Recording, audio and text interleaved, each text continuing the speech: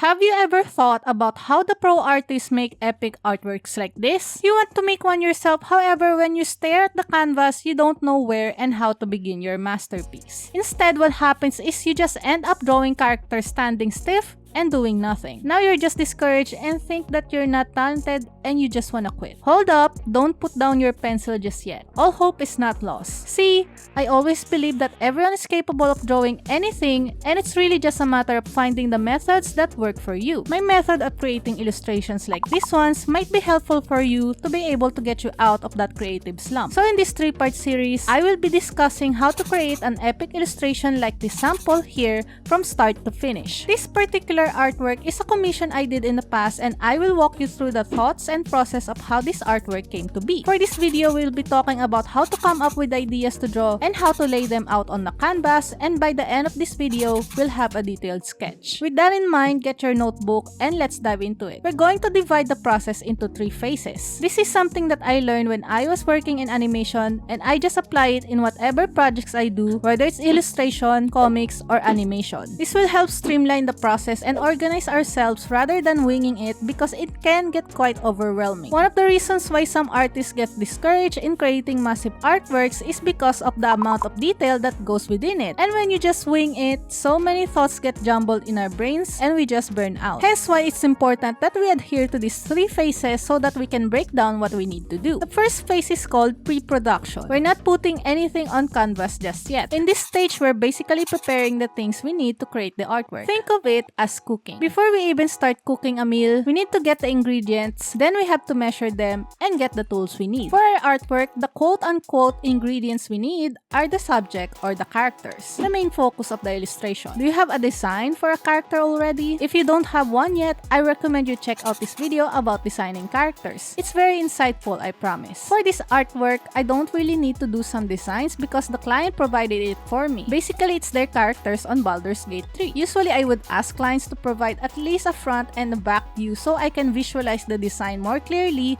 when I draw them in different poses. Now, the next thing we need to consider is the setting. Where will the location be? For this artwork, the client said they just want the characters camping out or something like that. When I think of camping, the first thing that comes to my mind is forest because that's usually where people camp, I think. It's important that we establish this now for the next step, otherwise you'll just end up putting the character in a white void. Not that there's anything wrong with that. You can absolutely choose to go for a plain background. However, if you really want to up your illustration game and improve your skills, you gotta challenge yourself and learn to draw environments. You can't learn something by avoiding it. Once we have the setting nailed down, it's time to fire up Google and do some research. You know, the funny thing about our brains is that while it can think of ideas, visualizing said ideas and putting it on the canvas can be quite a challenge. Which is why when we draw stuff, sometimes it turns out different than what we're imagining. In order to help our brains to visualize things better, we have to help it by looking at things that correlate to the idea. And that's where researching comes in. We look for references to help us piece our ideas together. So for this artwork, let's Google some forest backgrounds. By looking at this picture, I started to form a composition of what I wanted the forest to look like. With a clear visual in my head, there's still one more information I need to learn. What are they doing? Now, the client was pretty vague here. They said that they want the characters just together and happy. This happens sometimes with commission work since, like I mentioned earlier, our brains struggle to visualize things clearly and some clients tend to have a rough idea in mind but they can't really go deep in details. It's one of the artist's job to do the brain work. Since the 2 characters are a couple, I thought that they would just be chilling out and cozying up like a couple on a couch. I know it's a huge leap from a forest setting, but we're focusing on the actions of the characters now. In order to incorporate this, instead of them chilling on a couch, they're just going to be chilling by a tree. So back to Google we go to research some couch couples. I actually saved my reference for this, and this particular image is the one I based the poses and perspective on. You can see here that I did imitate the pose of the dude in this image. However, I exercised my creative freedom and changed the woman's pose so that they look so in love with each other. With our quote-unquote ingredients ready, we can finally put these ideas on a canvas. The first thing we need to focus on is composition. For now, we're just gonna do a rough sketch, and I mean a really rough sketch. This process is called thumbnailing. We're not going to go for a perfect sketch. We're not going to go for intricate details. We're focusing on the layout and composition of the illustration. I will be using a composition technique that is commonly used in movies. I don't really want to put the characters in the center because it's absolutely boring. I usually try to avoid center framing and eye level angles unless it's absolutely necessary. Instead of putting them in the center, we'll be doing the rule of thirds. In order to visualize it clearly, let's add a 3x3 grid on the canvas. This third line on the right is where we're going to put our characters. I would also like to position the face close to this point of the grid. The rule of thirds states that putting the subjects into these points will give it more focus. Now that we have our thumbnails, it's finally time to actually do the detailed sketch. If you have watched my previous video, you know that we will always start by doing the construction. If you're new, basically what it is